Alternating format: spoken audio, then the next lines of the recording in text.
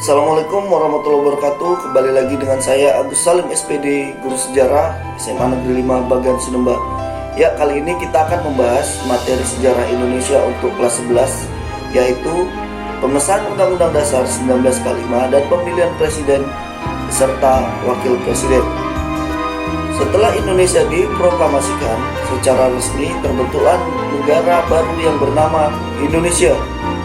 Sudah barang tentu, kelengkapan sebagai negara merdeka harus segera dipenuhi.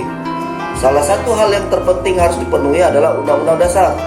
Pada tanggal 18 Agustus 1945, PPKI melakukan sidang untuk membahas pengambilan keputusan, kemudian menghasilkan Undang-Undang Dasar. Rapat yang pertama ini diadakan di Pejambon, atau sekarang yang dikenal sebagai Gedung Pancasila. Rencana pukul 11.30 sidang pleno dibuka di bawah pimpinan Soekarno. Kemudian dilaksanakan acara pemandangan umum yang dilanjutkan dengan pembahasan bab demi bab dan pasal demi pasal.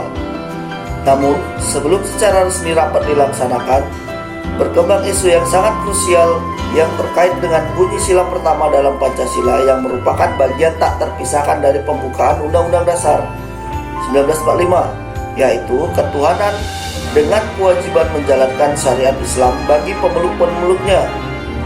Rakyat Indonesia Timur yang umumnya beragama Kristen, Protestan, dan Katolik merasa keberatan dengan rumusan itu. Informasi penting ini disampaikan oleh seorang ofisir Angkatan Laut Jepang. Nishijima, ofisir Jepang itu bertemu Muhammad Hatta pada tanggal 17 Agustus 1945 sore hari. Tentu informasi ini menjadi perhatian serius bagi Hatta. Semalaman Hatta terbayang bagaimana Republik Indonesia tanpa Indonesia bagian timur.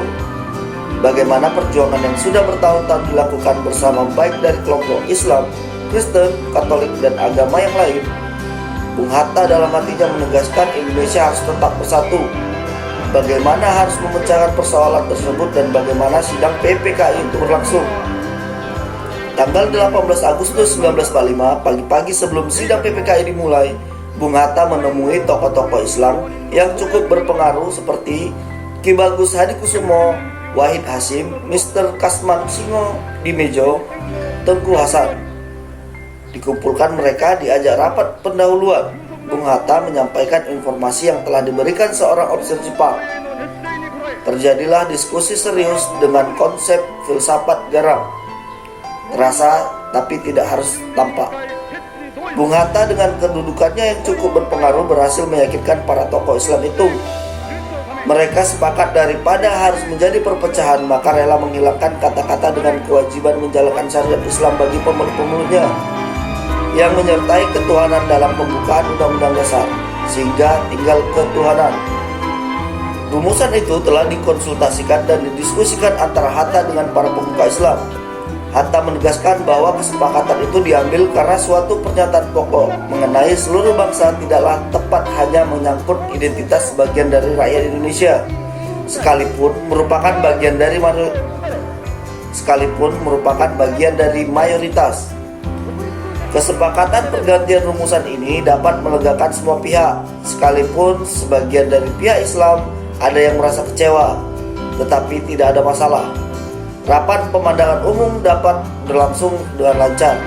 Sejarah Indonesia.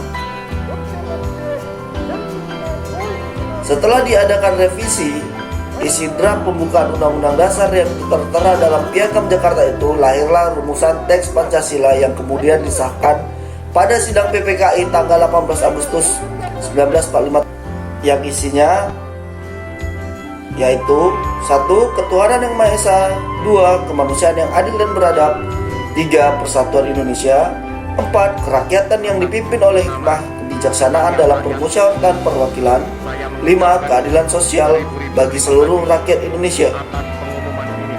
Dalam sidang PPKI juga tersebut, agenda utama pemilihan presiden dan wakil presiden sebagai dasar hukumnya harus disahkan dulu, yakni pada pasal 3 dari aturan peralihan.